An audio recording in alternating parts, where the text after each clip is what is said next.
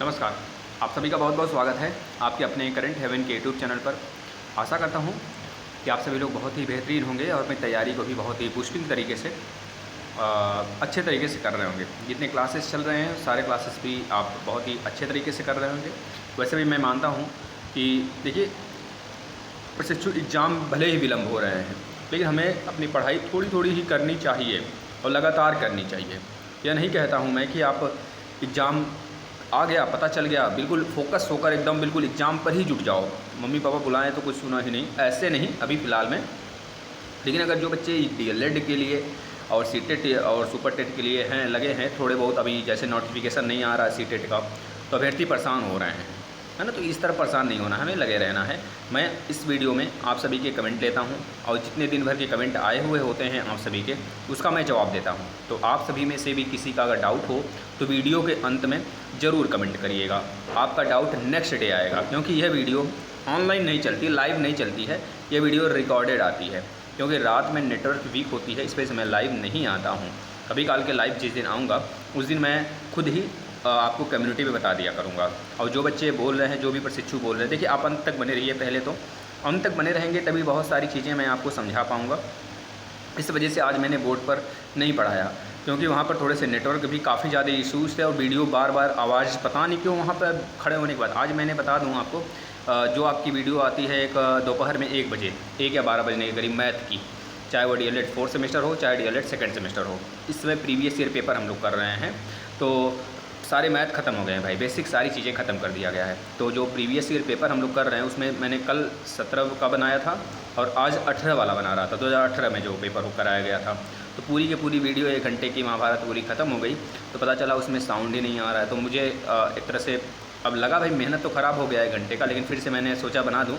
फिर कहें कि चलिए दूसरे, उसी की जगह मुझे तुरंत नोटिफिकेशन एक मिल गया KVS की, तो मैंने KVS का एक छोटी सी वीडियो लगा दिया उस जगह पे, जिससे कि आप लोग को लग जाए हाँ वीडियो कोई ना कोई आई हुई है। तो प्लीज़ रिक्वेस्ट है आप लोग थोड़े से कोऑपरेट करिएगा। हम सारे सब्जेक्ट के प्रीवियस ईयर पेपर बहुत ही अच्छे तरीके से कराने वाले हैं, चाहे 4th सेमेस्टर हो चाहे 2nd सेमेस्टर हो। और रही बात 3rd सेमेस्टर वाले बच्चे भी यहाँ पर आ जाएं, और मतलब कि हर सेमेस्टर के सारे क्लासेस आपको यहाँ पे अवेलेबल हैं। और प्लस यूपी टेट पे जो बच्चे फोकस किए हैं ना, तो यूपी टेट के सारे सब्जेक्ट मैंने बहुत ही अच्छे तरीके से डील किया हुआ है। आप आएंगे प्लेलिस्ट में देखेंगे और अपने दोस्तों को भी फॉरवर्ड करिएगा सारे के सारे सिलेबस को जो मैंने कंप्लीट कराया, कंप्लीट कोर्स। और प्रीवियस ईयर पेपर भी जब से यूपी टेट स्टार्ट हुआ था 2011 से, तब से लेकर 2021 तक का जो भूले भटके जो थे जो करा लिए, वह सब मैंने करा रखा है। तो मैं यहाँ पर पहले आपके कमेंट का जवाब दूंगा, फिर इसके बाद थोड़े से जो भी आपके कमेंट आए होंगे इसके माध्यम से मैं एक तरह से जवाब दूंगा। और जो बच्चे कुछ चीज़ें अगर एक्स्ट्रा पूछे होंगे, है ना, जैसे कि SRS सिस्टर हैं और त्रिवेंद्र सिंह हैं, है ना, और इस तरह से देखिए ज्योति पाठक हैं। तो मतलब बहुत सारे प्रशिक्षु हैं जो कि कुछ न कुछ ज़रूर अच्छे चीज़ों के बारे में उन्होंने पूछा हुआ है रिलेटेड एजुकेशन से, तो मैं उसके बारे में ज़रूर बताऊँगा आपको, ठीक है। और जीके की क्लास की बात देखिए, सोनू कुमार जी हैं, जीके क्लास आज नहीं आई थी, तो वह जीके क्लास के बारे में पूछ रहे हैं। जीके क्लास डेली आएगी आपसे, कभी मैं उससे बंद नहीं करूँगा, है ना। तो मैं ये देख रहा था कि कितने बच्चों हैं जो कि डेली देखने वाले 3-4 बच्चे ही होंगे। तो वह 6 बजे डेली आती है सुबह, वो आपके सुपर टेट के लिए हो चाहे KVS के लिए हो चाहे अन्य किसी भी एग्ज़ाम के लिए हो, सबके लिए बहुत लाभप्रद होने वाला है। मैं एक बात और क्लियर कर देता हूँ आप सभी को, अगर आप सभी लोग डीएलएड कर रहे हैं और परेशान हैं कि शिक्षक भर्ती नहीं आ रही है, उसके सिवा भी तो भर्तियाँ आती हैं। जैसे पेट, अगर आपने PET का एग्ज़ाम दिया होगा तो जिसका बहुत बेस्ट गया होगा, बेस्ट का मतलब कि काफ़ी अच्छे नंबर आ सकते हैं, जैसे 60+ नंबर, 65+ नंबर जिसके आ भी रहे होंगे ना, वो मैक्सिमम एग्ज़ाम में बैठ पाएंगे। क्योंकि आपको पता है तहसीलदार की और प्लस हवलदार की, और हवलदार को इस बेस पे तो नहीं कराएगा पेट के बेस पर, वह दूसरे तरीके से मांगा जाएगा उसका। और हवलदार की 30,000 लगभग, और आपका तहसीलदार की मैक्सिमम, और प्लस रेलवे तो केंद्र कराएगा, और रेलवे की काफ़ी ज़्यादा, है ना, लगभग 1.5 लाख के आसपास वैकेंसीज अलग अलग डिपार्टमेंट में। तो उसका मतलब काफ़ी ज़्यादा जॉब्स हैं आपको। लगभग 2024 में तो एग्जाम मतलब चुनाव ही है, तो 2024 से पहले क्लियर कराने का पूरा प्रयास करेंगे। एक बात और हम आपको बता देते हैं, जब आपने सुना होगा अपने प्रधानमंत्री जी की भाषण में उन्होंने यह चीज़ें बोली थी कि लगभग 10 लाख के आसपास में हम वैकेंसीज़ इस साल देने वाले हैं। इस साल का मतलब सिर्फ 1 साल में इसी साल की बात कर रहे हैं 2024 तक, मतलब 2023 में, 2023 से लेकर 2024। अब 10 लाख अलग अलग डिपार्टमेंट में आएंगे। जैसे एसएससी में आया हुआ है लगभग 20,000, सीजीएल में देखिए तो एसएससी वाला तो क्लियर है कि लगभग 2 लाख वैकेंसीज सामने है, वो तो करा ही रहा है। उधर जीडी का, एसएससी, एमटीएस का, सीएचएसएल का, ये सब तो लगे रहेंगे उसी, है ना, स्ट्रेनो का, और सीजीएल का है ना, सीपीओ का है, तो इस तरह वो लगे हैं, वो तो अपना करा ही रहा है। लेकिन रेलवे में भी लगभग 1.5 लाख के आसपास वैकेंसीज आने के लिए अनाउंसमेंट हो चुका है पूरे देश में, और 1.5 लाख अलग अलग डिपार्टमेंट में। जैसे लोको पायलट में सबसे पहले आपको ये लोको पायलट में और आरपीएफ, एसआई और जेई में देखने को मिलेगा। इसके बाद आपको ग्रुप डी या फिर अलग से बहुत सारे सेक्टर में देखने को मिलेंगे। लेकिन अगर यह सोचकर आप नहीं करते हो तैयारी की चलिए अभी कोई एग्ज़ाम नहीं है, तो यह चीज़ें आप भूल कर रहे हैं। आप लगातार थोड़े थोड़े ही पढ़ते चलिए, लेकिन पढ़ते रहिए मेरे भाई। जिस सब्जेक्ट में जैसे लगता है आपको ज्योग्राफी बहुत स्ट्रांग है, आप बहुत बेहतरीन तरीके से पढ़ लिए, तो उसको छोड़िए ना, अलग से किसी सब्जेक्ट में तैयारी करिए। अब मैं थोड़े से कमेंट ले लेता हूँ, फिर आपको बताऊँगा लास्ट तक कि डीएलएड की एग्ज़ाम की क्या संभावनाएँ हैं और सीटेट के लिए क्या संभावना है, थोड़ा उस पर डिस्कस करेंगे, ठीक है ना। चलिए, एक बात याद रखना, भटकाने वाले आपको बहुत सारे लोग मिलेंगे, है ना, रास्ता दिखाने वाला कोई एक ही मिलेगा, उसको चूज करना है आपको और उसको पहचानना है, उसको ये नहीं कि पीछे छोड़ दो, है ना, उसको लेके साथ में, मतलब उसकी चीज़ें माननी हैं आपको, ये बातें। जैसे देखिए सबसे पहला कमेंट मैं ले लेता हूँ शिवेंद्र शुक्ला जी का। इनका कहा नाम है सर बहुत कम नंबर मिले हैं, बहुत कम नंबर मिले हैं। मैंने एक वीडियो बनाया हुआ है कि डीएलएड में किस तरह से कापियाँ लिखी जाएँ। वैसे मैं बहुत सारे वीडियोस लाऊंगा इसके ऊपर जब तक एग्ज़ाम होंगे, और एक और वीडियो मैं सेपरेट बनाऊंगा सीटेट के ऊपर, ठीक है ना। सीटेट के लिए कुछ नोटिफिकेशन नहीं आ रहे हैं, तो थोड़ा सा डिपार्टमेंट में क्या हाल चाल है, ये चीज़ें मुझे किसी ने दिया है तो मैं उसके ऊपर एक वीडियो लाऊँगा। शिवेंद्र शुक्ला जी का कहना है सर बहुत कम नंबर मिले हैं। देखिए नंबर की बात मिली है, कितनी मिली है कितनी नहीं। आप पास हो गए हैं, अगर डीएलएड के हैं छात्र, अगर पास हो गए हैं तो बहुत ही बेहतरीन है। और नंबर की बात छोड़, अभी पास होने पे थोड़ा सा फोकस कर लीजिए, क्योंकि डीएलएड में बच्चे परेशान हो जा रहे हैं कि सर मैं फ़ेल हो जा रहा हूँ या बहुत तेज़ हूँ सर, मैं सीटेट 2 बार क्लियर भी कर लिया हूँ, यूपी टेट भी मैंने एक बार क्लियर किया है, तो फिर सर क्यों मेरा क्यों बैक लग जा रहा है। तो मैं बता दूँ मेरे भाई, बैक लगने का कारण सिर्फ एक यह है ना, आपके अंदर जो डर छिपा है उस डर को निकाल दो ना, बढ़िया से लगे रहिए। और मैथ के डर के कारण बहुत सारे अभ्यर्थी हैं जो कि परेशान होते हैं। मैथ में कुछ नहीं है, और अगर आप हमारे पढ़ाए गए सारे मैथ को बहुत बेहतरीन तरीके से पढ़ते हैं तो मैं इतना तो श्योरिटी के साथ आपको कहता हूँ, आपको सुपर टेट तक के मैथ में किसी जगह पढ़ने की आवश्यकता ही नहीं पड़ेगी। डीएलएड ही होता है, पूरा का पूरा यूपी टेट में फंसेगा, 15 नंबर सी टेट में फंसेगा, प्लस सुपर टेट के लिए 25 नंबर के लिए आप तैयार हो जाओगे। 20 नंबर का मैथ आता है और 5 नंबर की रीजनिंग आती है। तो प्लीज़ आपसे रिक्वेस्ट है, बहुत ही अच्छे तरीके से डीएलएड को डील करिए। डीएलएड के सारे सब्जेक्ट को बहुत अच्छे तरीके से अगर आप पढ़ लेते हैं तो मे बी आपका उधर मैक्सिमम सब्जेक्ट तैयार हो जाएंगे मेरे भाई, हम समझ रहे हैं ना। प्लीज़ आपसे रिक्वेस्ट है, ये चीज़ें आप करते रहें।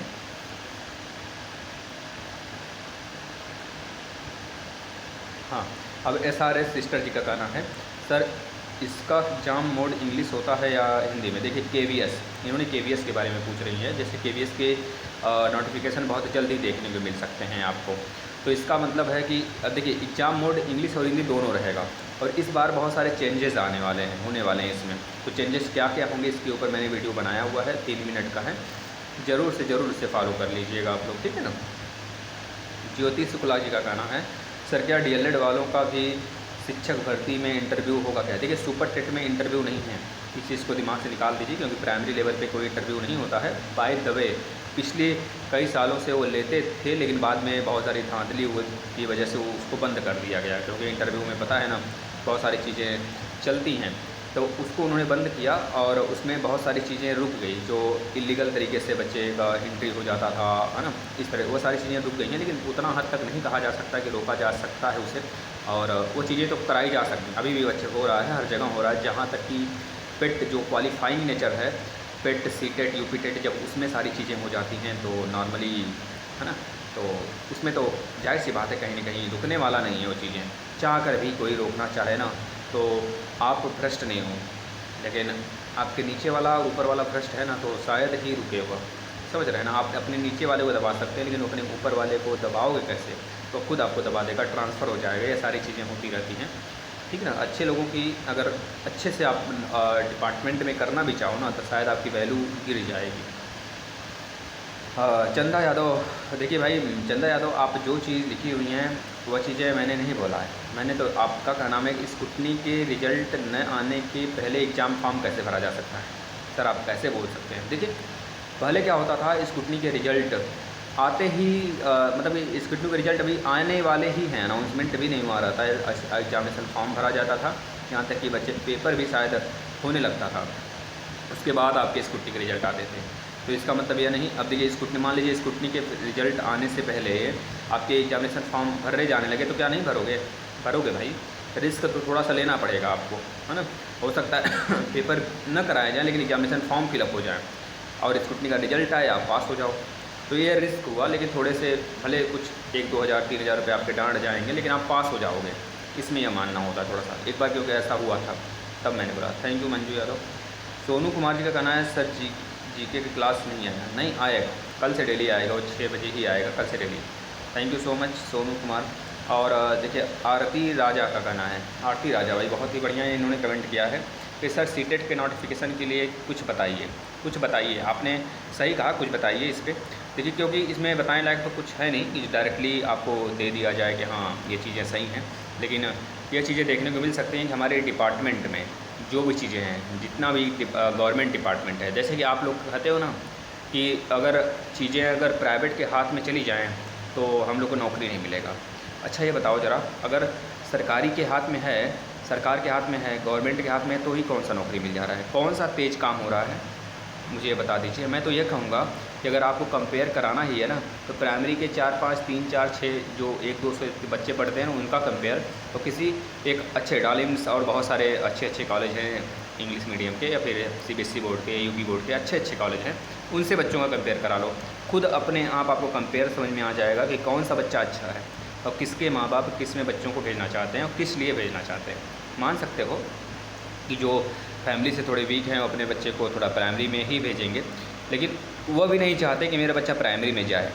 आप खुद समझदार हो, अब बच्चा प्राइमरी में जाता भी है, वहाँ पे अच्छे टीचर नहीं मिलेंगे, सोने वाले टीचर मिलेंगे। अब तो थोड़े काम वगैरह भी होने लगे हैं, जब ऊपर से दबाव प्रेशर आया है तो। लेकिन इसके पहले आप देखते थे कई सालों तक, मतलब अभी तो 2-3 साल से थोड़े से प्रेशर आने की वजह से लोग काम धंधे अपने करने लगे। कितने लोग तो घर पे ही रह जाते थे, मतलब कि सालों साल स्कूल ही नहीं जाते थे, 6-6 महीने 5-5 महीने घर पे ही रह जाते थे, कोई काम धंधा करते थे, पैसा उधर से आता था, समझ रहे हैं ना, इस तरह की बातें होती थी। लेकिन अब आप देखो कितनी दबाव के कारण वो लोग काम कर रहे हैं।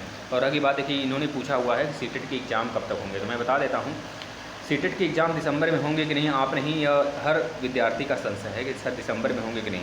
देखिए अभी तक तो कोई नोटिफिकेशन नहीं आया है इसका, और उन्होंने एक नोटिफिकेशन पहले ही निकाल दिया था कि सीटेट के जो एग्ज़ाम है वो दिसंबर में ही होंगे, समझ रहे हैं ना।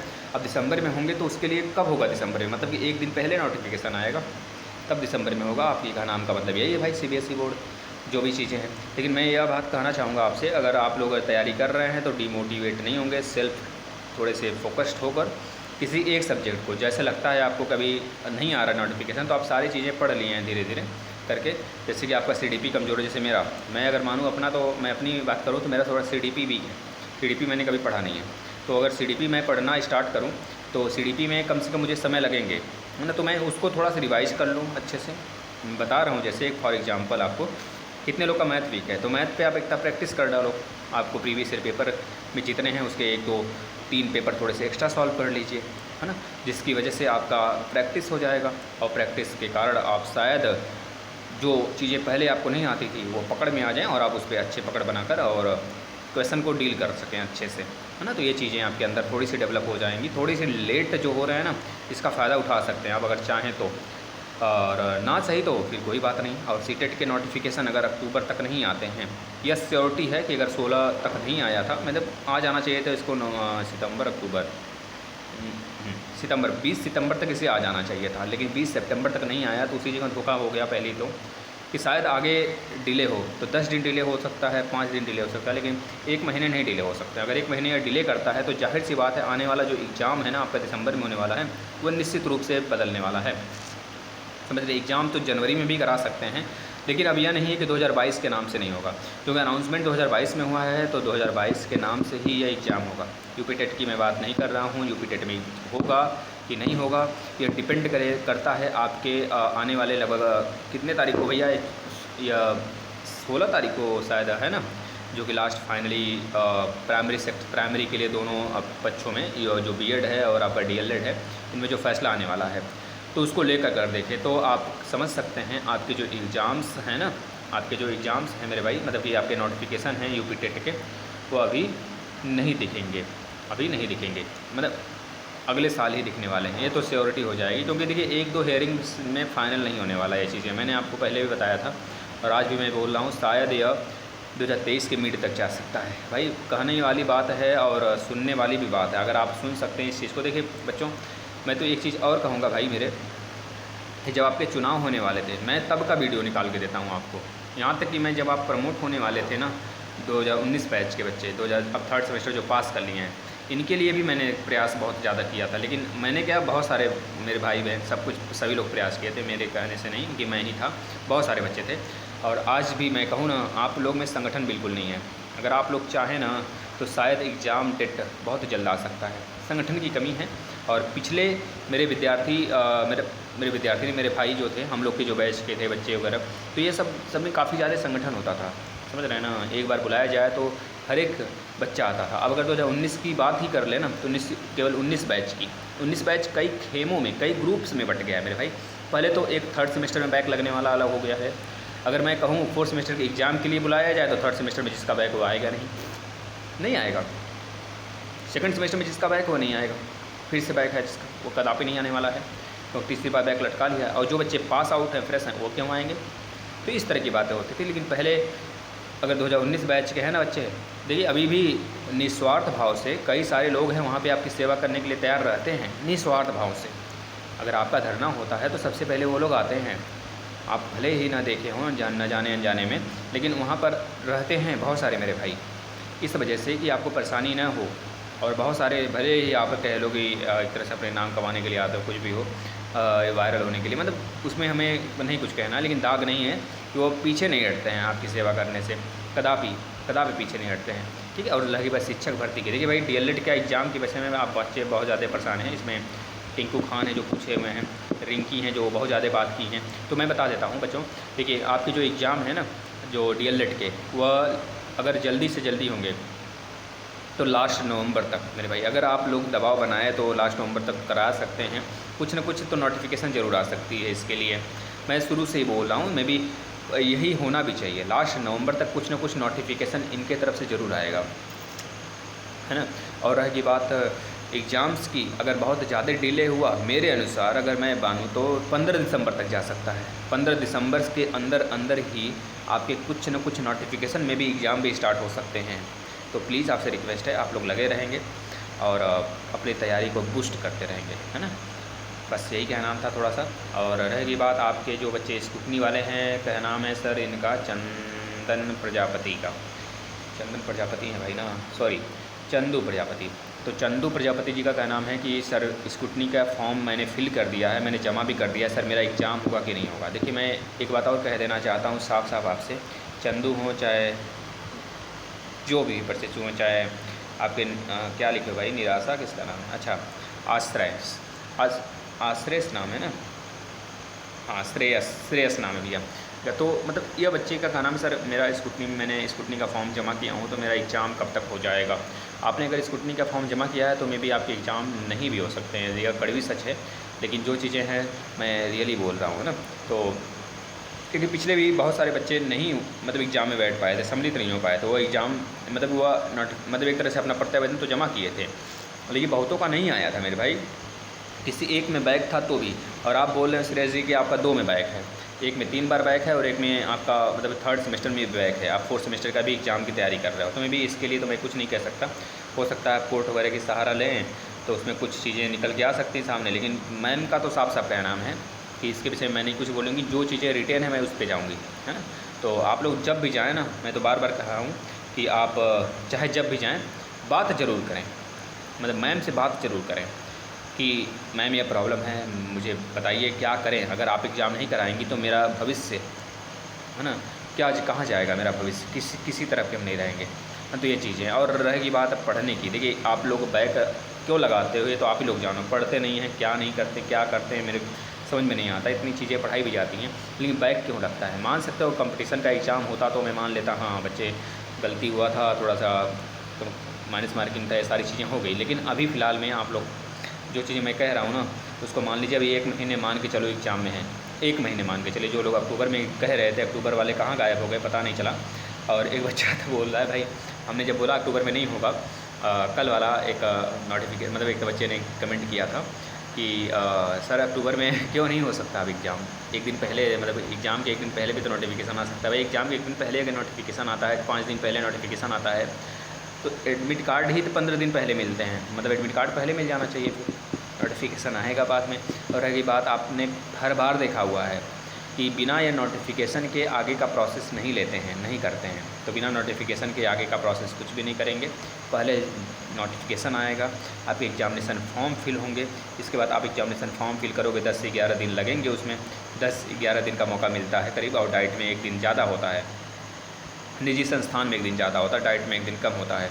तो ये चीज़ें होंगी, ये प्रोसेस होगा। फिर इसके बाद करीब अगर तुरंत बाद एग्ज़ाम भी कराते हैं तो कम से कम नहीं तो 15 दिन पहले या फिर 10 दिन मान के चलिए पहले आपके एडमिट कार्ड एक तरह से वितरण प्रणाली स्टार्ट हो जाती है, भले आप 1 दिन पहले जाके लो, है ना।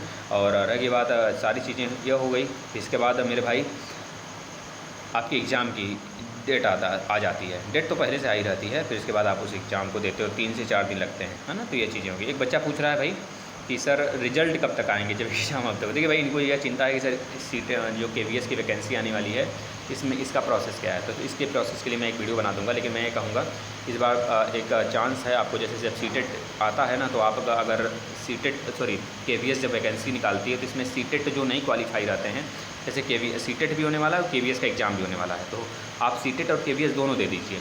और KVS कहता है अगर आप सीटेट क्वालिफाई हो जाते हैं तो KVS का एग्ज़ाम अगर दिए रहते हैं आप, तो सीटेट लगाकर नौकरी पा सकते हैं तुरंत का तुरंत, है ना। लेकिन अगर फेल हो जाते हैं, उधर सीटेट इधर KVS निकल जाता है, तो आपका कोई वैलिड नहीं होगा।